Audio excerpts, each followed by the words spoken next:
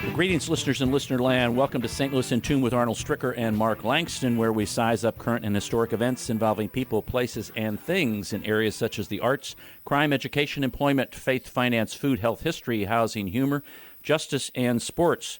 We originate from and connect the gateway city to our country's current cultural fabric and lives. Last week we had a couple folks in talking about the same topic, I should say, but we're going to get a different viewpoint. In studio is Dave Leipoltz. He's Executive Director of the Center for Civic Research and Innovation, which is an initiative of the St. Louis Community Foundation. And Hart Nelson, he's Chief Operating Officer of St. Louis Community College and Vice Chancellor for Workforce Development. Welcome, gentlemen, to St. Louis in Tune. Thanks for having us. Appreciate it. What we're here to talk about is a study that was done, and Dave, correct me if I'm wrong, you helped put this study together, and it's a study that discusses the technology in the metropolitan area. It's called the Digital Divide Report, and these gentlemen here are going to be talking about how that impacts K through 12 school districts in the area and also workforce development and things like that. Dave, give us a little overview for people who didn't hear the previous episode. And by the way, folks, that's on the website, stlintune.com. You can catch that.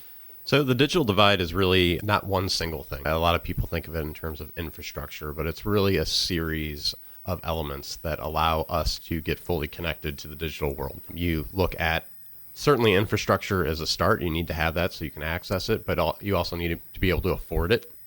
You need to be able to afford the devices that allow you to utilize it. You need to have the digital literacy and skills to do so. And when we talk about the digital divide, it's really the intensity of those obstacles in certain areas. And we know that they're spread throughout the region, but they're certainly focused more heavily in certain parts of St. Louis City and County. And how long did it take for you to get all of that information together, and where did you get that information from so people can understand what the report is, the essence of it? So the conversations around this really kicked in around the pandemic when folks started remote learning, working from home, trying to find ways to access healthcare from their house. And so we were part of those, but the actual effort, which we partnered with Ernst & Young EY to undertake with their expertise, was about a 6 to 7 month effort of really diving into the data and the information that's available. We were able to take publicly available information and strengthen it through some of the proprietary methods and data sources they have as a large national company that was wanting to invest in a program like this. Now, as you've done the portion of the K-12 section here, were you able to also talk with school districts or communicate with them rather than just gather their data?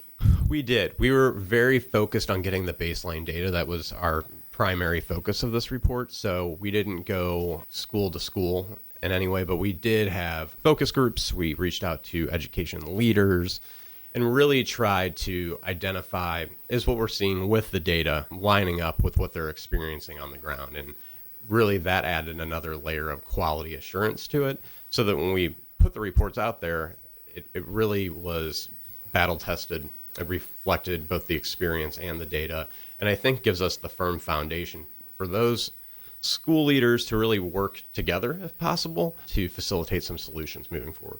So we're talking about these key components, folks, in defining what the digital divide is. Coverage. What's the coverage like for the internet or the access to the internet or through broadband support? What kind of quality do I have? Because sometimes you lose connectivity. What is the service affordability like?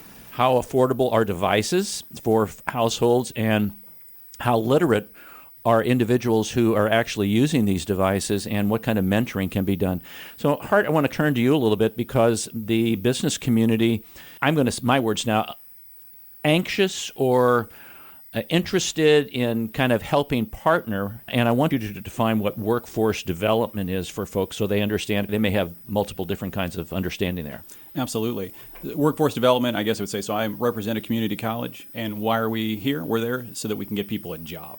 We're there to basically be available to the whole community, to provide that education and training, but that usually isn't the end goal in itself, right? It's the fact that we appreciate that education is a pathway to economic stability. People come to us because they want to change careers, they want to get into a new career, they want to advance in their career. and then they want that job at the end of it. So workforce development really is for us to take a look as a college and say, what are those good jobs?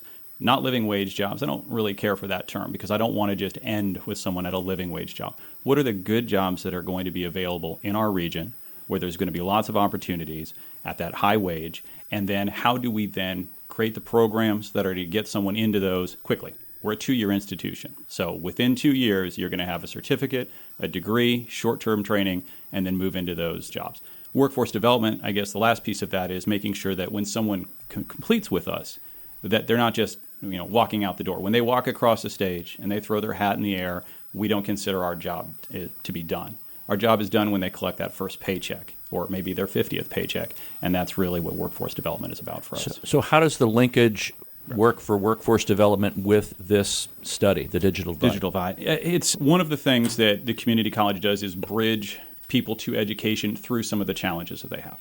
So you think about the fact that many of our students are fully Pell eligible, which means they come from low-income families. So they lack things such as reliable transportation, childcare. In some cases, they have food or housing insecurity. And the community college has developed those support structures to say, all right, we can help you with those things. It's not successful in all cases, but we have those supports built in. Well, the same thing is a problem with the digital divide.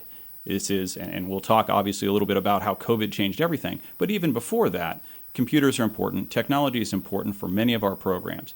And we were able to bridge that and to provide that by just putting it on our campus. We have computer labs, they're staffed. We have Wi-Fi, it's available. And that worked when we were pre-COVID and all in person, and then suddenly everything changed. And so that was when the digital divide, which was there all along, but we had kind of hidden it, or we had assumed that just because everyone has a smartphone, which isn't true, let's be clear, but many people do, but just because they had that there wasn't a digital divide. And then we discovered very quickly, or rediscovered, I guess I would say, that's just not the case. Now, what kind of questions do you get about the study specifically? What's next? But I think that's a good sign. Okay, hang on. I want to put that one at the end so we leave people with what's next and what you need to do, okay? So not to grab that out of your mouth, but... No, I was just going to say that I think it touches on what Hart was saying, which is we had a portion of our community that really felt the digital divide deeply pre-pandemic. And get into that a little bit more, guys. He discussed that, but people don't understand. Like, I got my phone. Kids can do a paper because I know my wife's a teacher. I used to be in education. And she said, yeah, we do have kids that are doing this, doing a paper on their phone. Yeah. Taking tests. Taking tests, yeah. So keep going with that. And we know that that's not ideal for learning. We need better devices. We have 150,000 households in St. Louis City and County alone that really struggle to stay on affordable high-speed broadband that allows for people to do Zooms, to do virtual learning, that have that quality. And then you talk about devices. We know there's another 90,000 households that really struggle with adequate devices, like you're saying. A telephone isn't how we want the students to really engage with learning. It can get you through a pandemic if need be, not with the results that we want. I think that is what really drove a response of what's next, because we had that community who has really been struggling and feeling the effects of this pre-pandemic. What we had during the pandemic was even people with means felt what it was like, and it opened their imagination to what portions of their community are dealing with, because it's almost two different worlds, and it's really hard to imagine when your experience is pick up your phone, you use your laptop, you stream TV.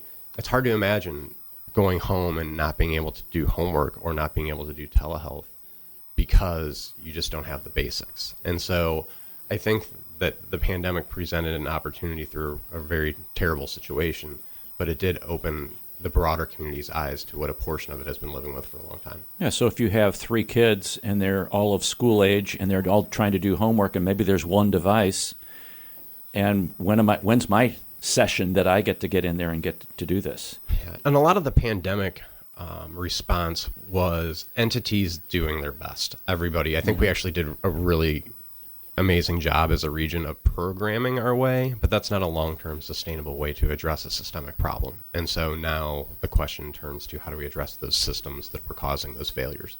And you were talking about school districts. These are low-income areas that had 3 or more barriers, which 3 or more of these components would be missing. And we're talking about some school districts really up North County, North City, like Normandy, Jennings, Riverview Gardens, St. Louis Public Schools. and also Rittner to some degree in some of that vulnerable student populations. Has there been communication with superintendents there, boards of education, community members about this report and what their feedback is from them? Yeah, we've been briefing more and more in the education community because that's where folks have, I think, felt it the most. We certainly had conversations with school leaders before finalizing the report as well. And I think that they see an opportunity as well, but they've been dealing with this for a really, really long time. So I think that relief can't come quick enough when you're talking about almost 40, even up to 50% of those school districts' populations need some sort of subsidy to be able to connect to high-speed broadband because they don't have the level that they need at an affordable price. And so they can't do the virtual learning. And we know that those communities are already struggling the most because they have the least resources, least investment. Hart? Can I touch on that a little bit as well? Which Absolutely. is thinking about the surge that happened, right? So COVID happened, it changed everything. And there was a surge in resources. There was a surge in effort and energy. And just looking at the college as a case study, federal funding came in. We also had partners that were saying, hey, we will open up free Wi-Fi spots. We will send out hotspots. And this happened for a period of time because it was a brave new world. And we have to immediately address the existing digital divide because there's no other opportunity. We couldn't bridge, as I said, on campus because everyone was remote. And that surge was useful. At the college, we distributed about 750 laptops to students. We had to figure out how to provision those, get them out the door. We did hotspots. We did all of that. Our help desk went to 24/7 because people needed that 24/7. And it was interesting thinking about the layers that you had mentioned earlier between device and the broadband accessibility, but also the training. Our average call from our help desk went from about 2 to 4 minutes, that's your password reset, to about 25 to 40 minutes. Wow. Because they're walking someone through how to write a paper, Right. do a test online. But my point with this is the surge ended, right? That's the reality that we are in now.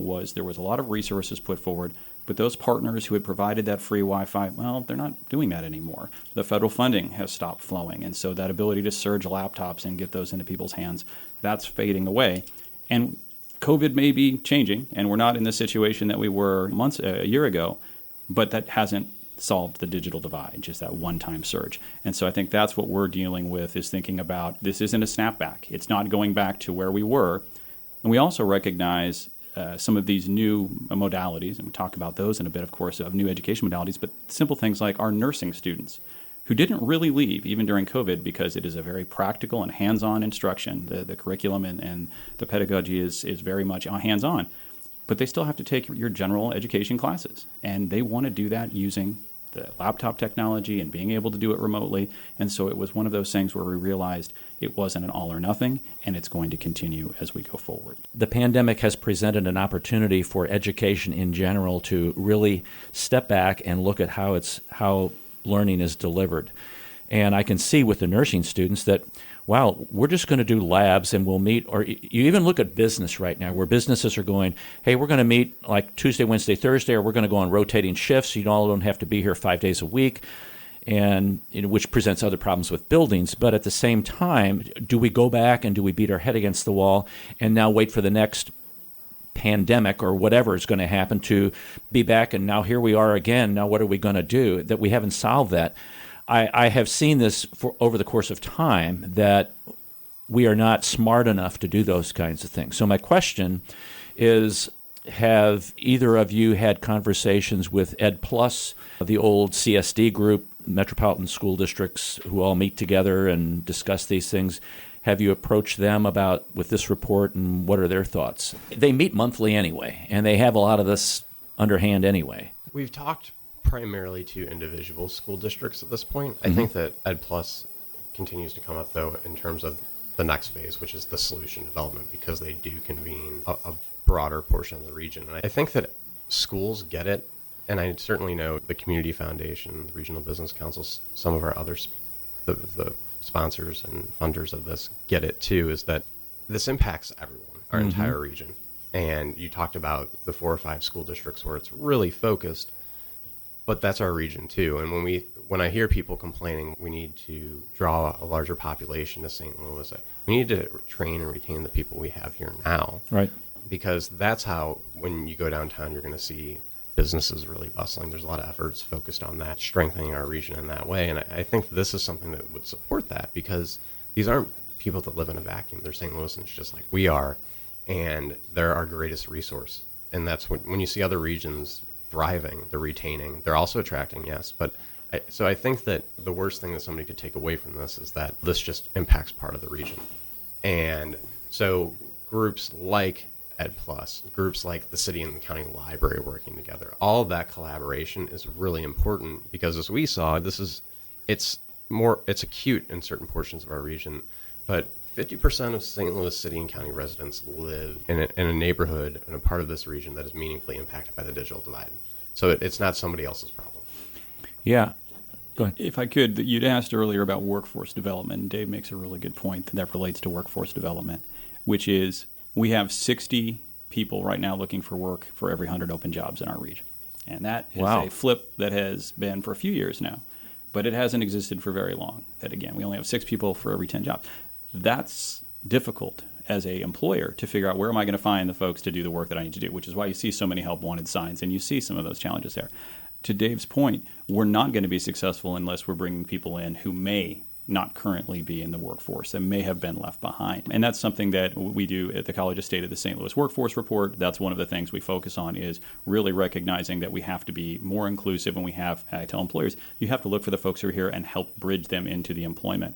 One of the things that we've seen, just thinking another way about the digital divide, we ask for what are some of the biggest barriers as an employer. What are the barriers you're seeing with the applicants that you have? A lot of times we see things like work ethic, they're not showing up, soft skills. But we also see that there's been a shift over time in about the last 5 to 10 years when we ask, what are the skills that you're looking for? Microsoft Office, Microsoft Word, email, those used to be specialized skills, and they're no longer there. They're in the general skills category. These are the assumptions that you're going to have this. And it gets back to the fact of that's not the case for many people, because you don't learn how to do that on a smartphone. Correct. You don't learn how to use a normal email application or be in an office or business environment on a smartphone. And so I think that's another factor that we in workforce development have to work on. Those are great points. And we're going to take a break here in a moment, but I'd like to, after our break, talk about digital literacy curriculum. And some of that's been going on for a long, long time, discussions about that. I want to talk about some partnerships with some business groups, and then we'll get back to that question that I asked that you responded so well with. What's the common theme that you hear when you talk to people about this report? And we'll get into that. What do we do next? We'll be right back for our next segment. You're listening to St. Louis in Tune with Arnold Stricker and Mark Langston on the U.S. Radio Network. St. Louis in Tune strives to bring you informative, useful, and reflective stories and interviews about current and historic issues and events that involve people, places, and things.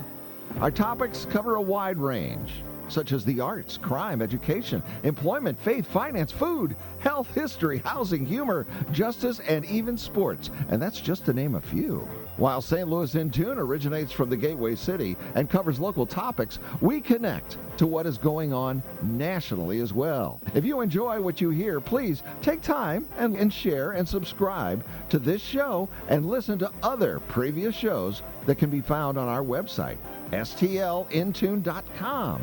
That's stlintune.com. Or on your favorite podcast platform. That's stlintune.com. stlintune.com. And if you've got an idea that you'd like for us to examine a little deeper, let us know by dropping us a note at stlintune@gmail.com. That's stlintune@gmail.com. St. Louis in Tune, heard Monday through Friday on the usradionetwork.com and many great radio stations around the U.S. and, of course, right here in St. Louis. Our website again is stlintune.com. We want to hear from you. stlintune.com. Welcome back to St. Louis in Tune. This is Arnold Stricker with Mark Langston. We're talking to Dave Leipoltz. He's Executive Director of the Center for Civic Research and Innovation, which is an initiative of the St. Louis Community Foundation. Give STL Day coming up, folks, so don't forget about that. And also Hart Nelson, he's Chief Operating Officer of St. Louis Community College and Vice Chancellor for Workforce Development. We've been talking about the Digital Divide study, which was done, and last week we had talked with some folks about that, so you could check that out on stlintune.com. It's called The Digital Divide, Part 1. And digital literacy curriculum. When I think back of taking typing in high school at University City High School, plug for the old alma mater, you were really lucky if you got to use one of the electrics. We generally learned on the manual. When computers came about, there was this thought process in education, well, do we teach quote-unquote typing skills or keyboarding? Okay, we can do that. And then it seems to have gone out of vogue. And I know, Hart, you were mentioning using 2 thumbs is a lot different than using all 10 fingers on the keyboard. So a couple questions for both of you, and you can go back and forth however you want to do this. On a digital literacy curriculum, what should it have, what should it not have, and what kind of new learning methodology should it employ? I think that to the point of 2 fingers or not 10, it was a surprise to me. And I will, we're an educator and in the community for many years. I'm not. I'm a workforce development person. And so when I take a look at some of these weird assumptions, such as, but I did work in technology. That was something I worked in technology for about 10 years. These assumptions of if you know how to use a smartphone, you're going to be able to sit down at a computer and be successful. I get maybe it's 10 key and touch typing. That's not. It's the fact of you don't know how to use an operating system. You don't know how to open up applications because you're used to just being able to point at them. One of the things we run into is people not knowing how to save a file. So you write your report and being able to actually know how to save that. This is a skill that someone could be a whiz with their smartphone if they have that. But they won't be able to actually do some of those basic skills that are required to be in the workforce or in higher education or even in K-12. That's something that really is a challenge of having to go back and, as I talked about earlier, those bridging supports that we provide, we have to go back and provide those supports to say, here's how you do that. We offer classes, and of course, but it is something where sometimes it isn't a class. It just has to be a sidecar to the work that's being done. And it becomes more important just thinking about the methodologies. As I said, we're not going to snap back to pre-COVID. Our Vice Chancellor for Academic Affairs said, hey, we're a college. Hopefully we've learned something from this pandemic, right? Never let a good crisis go to waste. Well, part of that is a new technology we're using called HighFlex. And so this is the idea where you're in the classroom and you're the professor and you're teaching, and you're going to have in-class students because a lot of our students have told us we prefer in-class methodology. That's what we want to be. We want to have that college experience. We want to be there with our colleague or with our fellow classmates. And so there is going to be that experience. But you also are going to have students who, because they're remote, that for them maybe synchronous online is the answer, or possibly even asynchronous, that they just need to be able to do it late at night because they've got family responsibilities, whatever. And to be able to have all 3 of those modalities supported at the same time is important. And that's where we're talking about HighFlex, which is what those classrooms are called, where you can actually see, as a student online, you'll be able to see your classmates there. And you can raise your hand, and the instructor will see that. So all of that telepresence is there. So why does that matter to the digital divide? That takes bandwidth. Right. That isn't just something that you can do on a smartphone because it's not going to have the same visibility. You can't look at that little screen. It's going to eat up your minutes. It's going to eat up your data bandwidth in a flash because that's really a lot of data that's being pumped out there. And it's a much better learning experience if you can take advantage of it and if it isn't dropping all of the time. And so getting back to, that's another piece of that digital literacy is understanding how to use those applications because it's going to make your educational experience that much stronger, our completion rate. This is something that as a college we want our folks to begin. They want our students to complete, get their degree, get their certificate, and move on to that job we talked about earlier. But if they don't have the digital literacy and they don't have all of the other supports that we've been talking about to be able to take advantage of this, then they may not get there. Do they have a class that, or like an assessment? Hey, you can take this assessment. If you pass this, you don't have to go to basic, computer literacy, like how to save a file, et cetera, like that? They do, and it's primarily focused, for example, for our IT, folks that are coming into our IT programs. Mm-hmm. Now, is it available to other students? It is. It's one of those things where if you're going into web development or to coding, they need to make sure that you have that experience and that familiarity. And so that's where that assessment is done. But is it as consistent? I don't believe so. And I think that's something where, that's something that is going to be key going forward. Okay. Dave, what are your thoughts on that?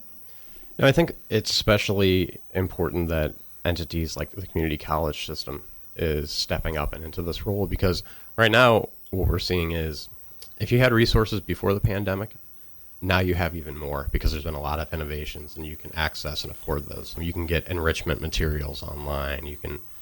But if you still don't have the resources, there's the potential for those gaps that were between the haves and the have-nots to actually accelerate more quickly. And so it's an urgent issue. And for the community college, trust is also huge when you get to technology. And so for them to play this role, to step up and do that, I think is really significant for our region. There's a lot to chew on in these reports, just to think about. I try to think of questions that people might ask, and I think also of, and I mentioned this last week, pushback. Has there been any pushback from anybody? Well, this isn't going to happen, but I know there's money out there. Mm-hmm. So have you gotten any pushback? I think there's always pushback when you talk about systems change and reform and having...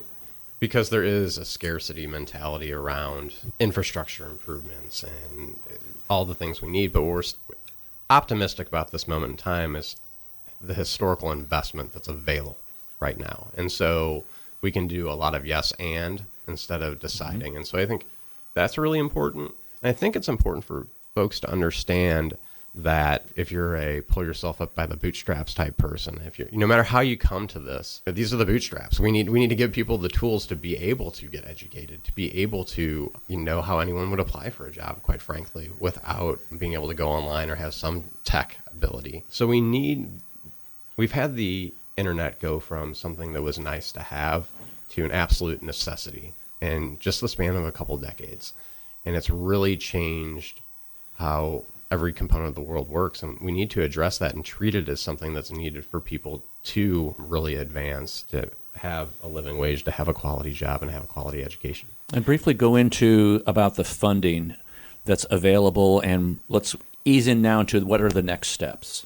Sure. So there's a few different buckets of federal funding. It's probably easiest to start there because that's what everybody tends to focus on. There's the CARES Act, the ARPA funding, which is still working its way through the system regionally and came to local government. So the city and the county got a certain share, and that's here.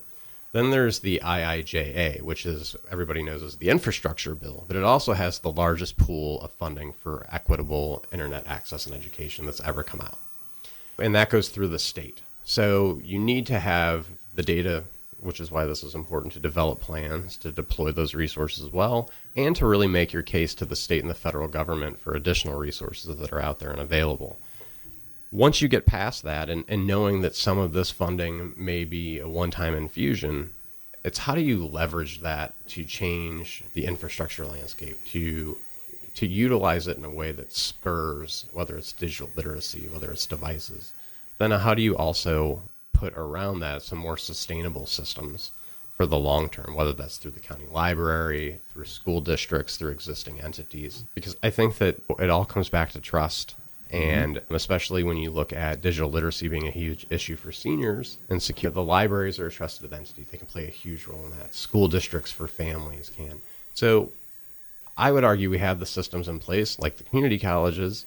We just need to work with them to infuse funding, change the landscape, and then figure out what are the sustainable ways that we can change this, because I think that's going to change the demographics and those numbers that we see, because people are going to be able to get quality jobs and better educated and not need the subsidies over the long term. Mm-hmm. And for our point, or our role as one of those trusted entities, you talked about pushback. For us, my fear is snapback, right? Again, it's hey, let's just revert back to what we did before, and we'll just have everyone on campus and we can provide those supports there. That's not the answer. It's not the future. It's not going to be successful. We have different ways to solve that, such as many higher ed institutions do. Everyone has to have a laptop when they come to St. Louis Community College. We can't do that because our students, for them, some students buying a laptop is like buying something of $1 million. They just don't have the ability to do it.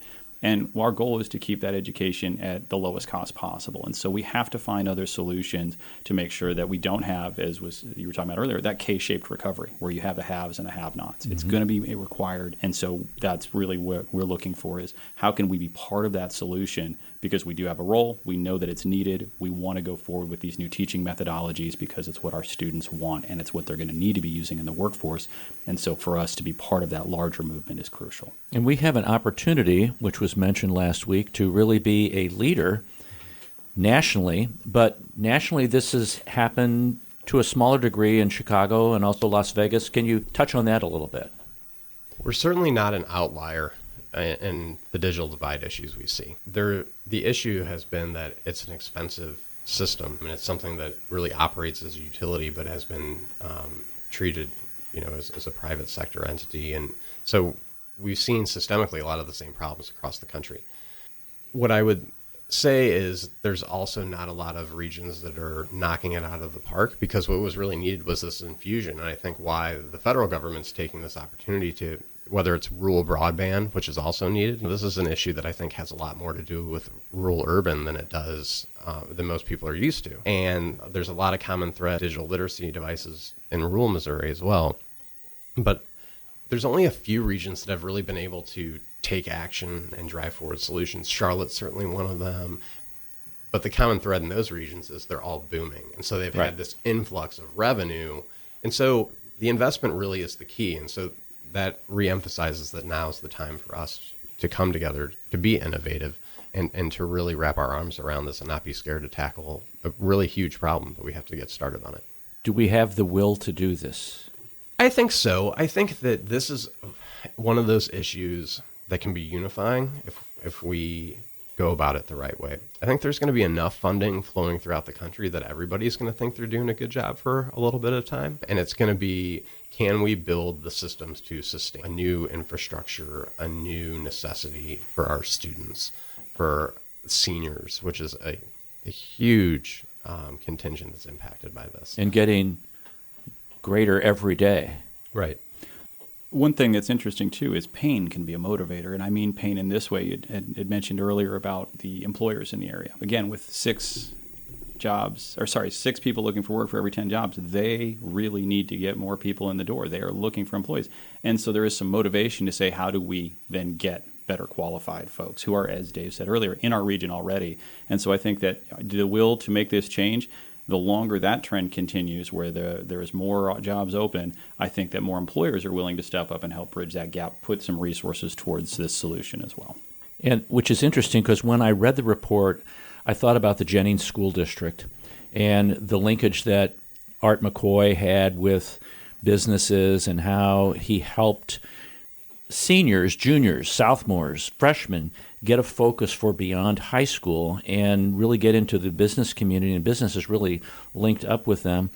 Do you see businesses reaching out or coming and saying, hey, I read this report, or wow, I wasn't aware of that. What can we do to help? Have you seen that? And how many, or is it like just a scattering? Or because I would think that, wow, if I've got this pool, I need to go looking for people and I need to be offering what we can do to help. It's increasingly common, and we're absolutely seeing employers who are stepping up saying, all right, we need to start earlier. And that's really it. It's going downstream, right? So this becomes not too much of economics, but is it a supply problem or a demand problem? Well, now it's a supply issue. Right. We don't have, and so employers are taking a look and saying, all right, we are not going to just wait until people walk out of your doors, St. Louis Community College or UMSL or WashU. We need to make sure that we're going down into the K-12 programs and starting to talk about these skills that are going to be needed. Right. So that there is no doubt by the time they hit your doors that they're either already going to have that training, they're already going to have that digital literacy, that they're going to be aware that this is what's going to be needed of them regardless of what their career field is, and that those programs exist within your institution. So I think that is getting increasingly clear, absolutely. Okay, wow. Community anchors. We've talked about libraries before, but also there's like Boys and Girls Clubs, YMCAs, obviously the community college. There are, I would think, some faith-based organizations would want to get involved with this. Are there some other groups that we haven't mentioned, and how can they help? Yeah, I think that for all the work that was done on this and all of the different regions we looked at, we saw different. We mentioned trust a bunch of times, but that's key. We have to have schools, libraries, but also the Ys, the Boys and Girls Clubs. We have organizations stepping up. The Community Foundation, Regional Business Council, MFH, all saw value in this because it impacts everybody in so many different ways. And so I think you can't have just one group working on it. So the libraries can fill a role when it comes to devices, and digital literacy, I think, is a huge component.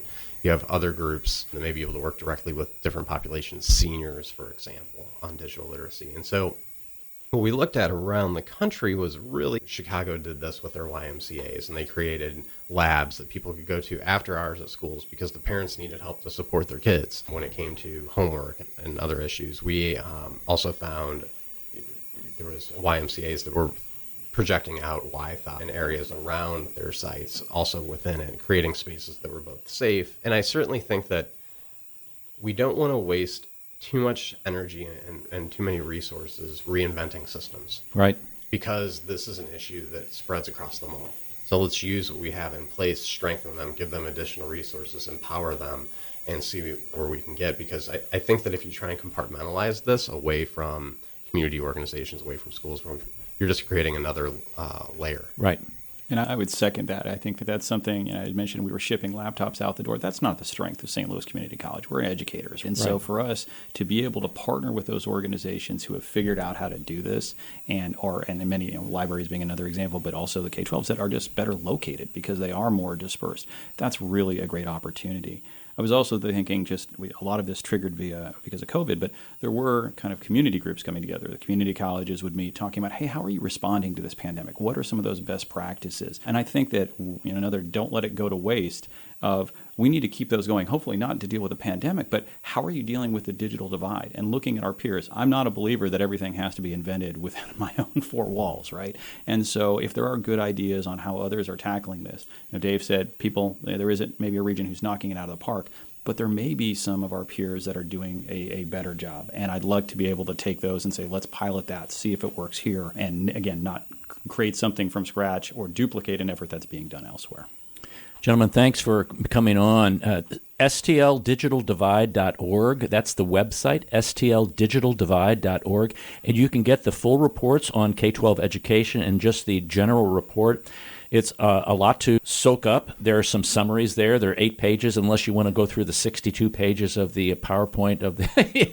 But it's really good information, folks. Be educated about it. And as we discussed last week, you need to get the word out. Talk to people.